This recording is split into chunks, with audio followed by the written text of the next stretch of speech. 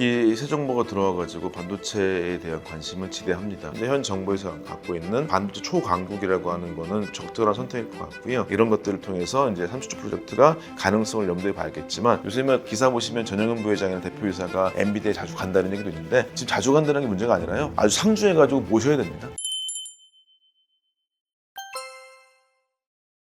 특히 새 정부가 들어와가지고 반도체에 대한 관심은 지대합니다. 그래서 이재명 대통령이 후보 시절에 첫 일정이 뭐였냐, 판교의 AI 반도체 스타트업을 방문했고, 그 다음에 하이닉스를 방문을 했습니다. 삼성전자는 그 전에 이재용 회장이랑 대담을 했었었죠. 전 세계에서 반도체를 만들 수 있는 나라가요, 몇 개 안 돼요. 5손가락 듭니다. 우리나라, 그 다음에 대만, 중국, 미국, 일본입니다. 말하자면 초강대국이나 아니면 양안 갈등하고 있는 대만, 우리나라 정도만 있는 것인데요. 5개 안에 든 거는 굉장히 큰 행운입니다. 왜냐하면 반도체가 소위 IT라고 하는 이 모든 기술이 모든 산업에 다 연관되어 있습니다. 여러분 보시면은 자동차도 내연기가 아니라 모터에다가 IT를 달아요. 쉽게 보시면 자동차라고 하는 게 보시면요, 반도체 더하기 바퀴를 다는 거죠. 그럼 이게요, 아주 재밌게 보자면은 집에 있는 로봇 청소기랑 똑같아 질 수 있어요. 로봇 청소기가 뭐죠? 동그란 바퀴에다가 조그맣지 IT기가 있는 거죠. 말하자면 이렇게 IT 기술이라고 하는 게 모든 전 산업 체계를 엄청나게 이끌어나고 있습니다. 그래서 반도체가 없으면 실제 경제가 돌아가지 않는다, 기술 발전이 없다라고 볼 수밖에 없는 것이고, 그래서 이제 여러 나라들이 반도체라고 하는 걸 안보라고 얘기할 정도로 되어 있습니다. 그렇기 때문에 이제 현 정부에서 갖고 있는 반도체 초강국이라고 하는 거는 적절한 선택일 것 같고요. 이 반도체 초강국은 가장 기본적으로는 반도체 특별법을 기반으로 하고 있습니다. 이거는 이제 여러 가지 부침도 있었었고요. 크게 3가지였는데, 첫 번째가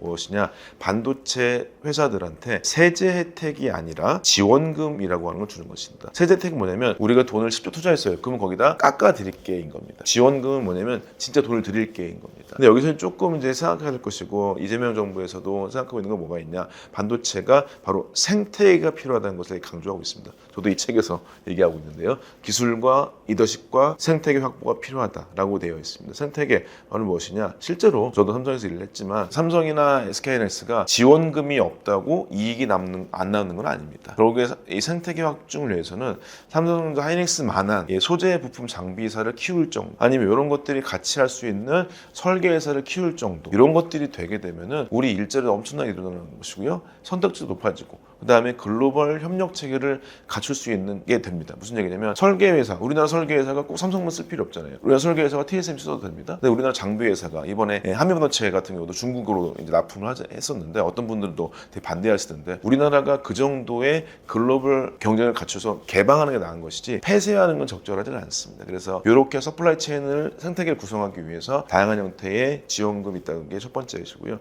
두 번째가 뭐냐면 바로 인프라 용수의 확대입니다. 반도체는 제조업인데 엄청난 전력을 쓰게 되어 있습니다. 예를 들어서 삼성이 이제 경기도 화성 쪽, 동탄이라고 할 수 있는데, 그쪽에 쓰고 있는 화성 사업장의 전력 사용량이 화성시 전체의 4분의 1에 가깝습니다. 어마어마한 전력량을 쓰고 있죠. 그 다음에 물도 많이 필요합니다. 반도체는 아주 청정한 산업으로서 계속적으로 웨이퍼나 반응기 장비들한테 물을 공급하면서 냉각도 필요하기도 하고요, 혹은 여기에 세정도 많이 필요합니다. 그래서 엄청난 용수가 필요합니다. 그렇지만 이제 다시금 용수가 썩고 물이 더러워지냐, 그렇지 않습니다. 굉장히 깨끗한 물로 나올 수 있도록 처리하고 있기 때문에 그린 반도체이기도 한데요. 그래서 이제 이 인프라 용수를 제대로 공급해서 실제로 반도체가 만들어지고 있는 형태, 팹이나 생산 라인의 옆에는 어떤 거대한 전력량의 발전소나 혹은 댐들도 있습니다. 그런 것들에 대한 인프라 확대를 아주 확충하겠다, 혹은 관련되어 있는 인허가라고 하는 것들에 자유도를 주겠다라고 하는 것들의 지원은 전폭적으로 될 것 같습니다. 세 번째는 좀 이제 이슈가 있었던 걸로 지금은 좀 들어갔는데, 반도체 인력들에 대한 52시간 규제를 풀겠다, 이런 것들이 있었습니다. 그래서 저도 그때 언론 인터뷰 등을 통해 가지고 반대한 입장이었는데요. 인력들에 대해서 시간 관리 같은 것들이 아니라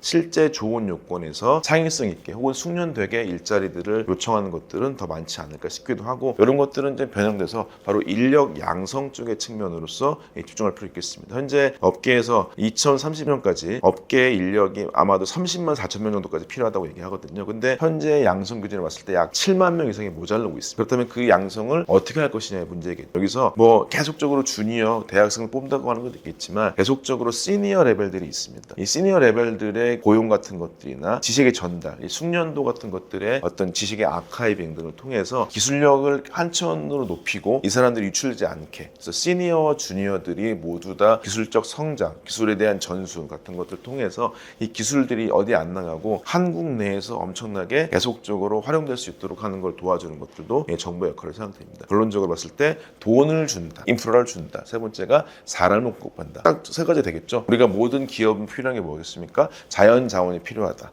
그 다음에가 사람이 필요하다. 돈이 필요하다. 이 세 가지에 대해서 아주 적절한 형태로 전략을 가지고 있다고 볼 수 있겠습니다. 네, 삼성전자가 이제 어떤 면에서 주식시장에서 거의 양치기 손이 된 형태가 돼 있습니다. 그다음에 이제 수많은 애널리스트 분들이나 어떤 면에서는 이제 실제 주식을 오랫동안 하신 분들도 삼성전자가 이런 적이 없었지, 혹은 소위 이제 V자 반등 자체가 아니라 V자가 없이 조금의 위기에서 바로 치고 나가서 거대한 이익을 만들었던 삼성전자가 왜 이러나라고 하는 걱정을 하시는 분도 많이 있을 것입니다. 어떤 분께서는 이제 삼성전자 쳐다보지 않는다라는 분도 많이 있기도 하고요.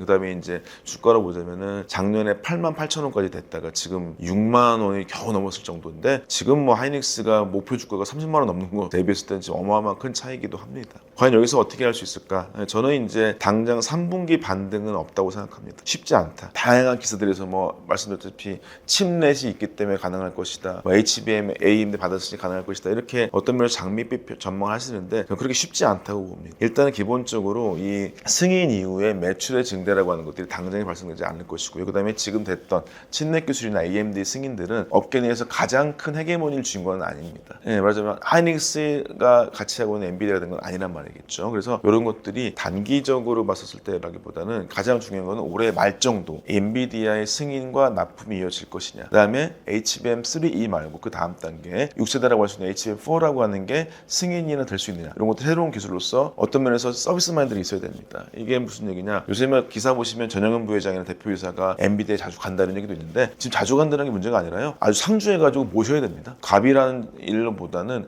을 마인드로서, 서비스 마인드로서 엔비디아의 모든 요인 같은 것들을 다 받아서 하루에 문제를 해결해야 됩니다. 이런 걸 통해서 실제 신뢰를 쌓고 고개를 숙일 준비가 돼가지고 그런 거 돼야만이 실제로 승인이 될 것입니다. 두 번째로는 이 승인뿐만 아니라 기존에 간과했던 수많은 기술들이 있습니다. 성능 평가를 주로 했던 전작가 사람들이 얘기했던 설계 마인드, 이런 마인드가 아니라 생산과 설비와 패키지 등등의 이 기술들을 종합해서 여기에 어려움을 알고 여기에 엔지니어들을 가지고 실제 성능과 그 다음 자기들의 퍼포먼스라고 하는 것들을 존중함으로써 실제로 고객들이나 내부 고객들의 만족도 얻을 수 있어야 결국에 수율이 확보됩니다. 승인한다고 돈 버는 거 아니거든요. 수율이 늘어나야 기본적으로 이익이 늘어날 수밖에 없습니다. 현재 삼성전자의 어려운 분기별 실적은 결국에 원가가 올라간 겁니다. 원가를 낮추려고 치면 기술력을 바탕으로 하고 있는 팹을 제대로 만들고 기술력을 일치화시켜서 수율을 올리는 게 필요하다. 그건 누구나 엔지니어가 가능할 수밖에 없겠다라고 말씀드릴 수 있겠습니다. 제가 봤을 때 투자하는 입장에서 봤을 때 급하신 분들은 3분기 때도 늘 수 있겠지만 4분기 정도 때에 실제 좀 반등이 일어나면 좋겠다. 근데 그것도 당연히 HBM의 승인, 파운드의 그 확보라고 하는 두 가지가 없으면 쉽지 않다라고 생각할 수 있겠습니다. 제가 부족하지만 책에 썼지만 미래라고 하는 것들을 만들 수 있습니다. 미래는 어떤 사람의 천재가 만드는 것이 아니라 수많은 사람들의 도움과 정책적 기반 아래서 만들어질 수 있다고 생각합니다. 반도체 많이 사랑해 주시고